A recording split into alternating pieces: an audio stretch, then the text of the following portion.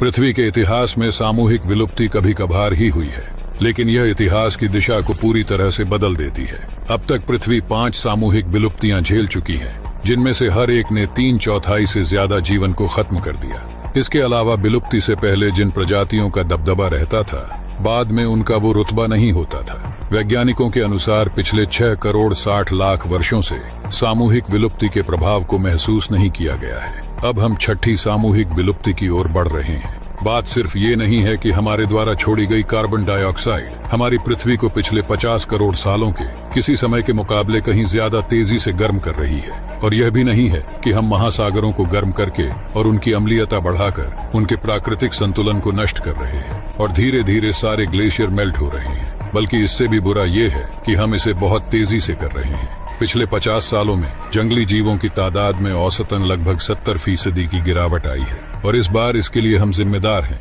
इस अंधकार में भविष्य के अनुमान के बावजूद उम्मीद की एक किरण है। जिंदगी की 4 अरब सालों की कहानी में हम पहली प्रजाति है जो समझ सकती है कि हमारी दुनिया के साथ क्या हो रहा है, और हमें ये भी समझ है कि इसे ठीक करने के लिए क्या करना होगा। हमारी बुद्धिमत्ता हमें यहाँ तक लेकर आई है, और सिर्फ यही हमें बचा सकती है। हमारा और पृथ्वी का भविष्य अभी लिखा जाना बाकी है। अब हम जो कदम उठाएंगे उससे जीवन का अगला अध्याय तय होगा।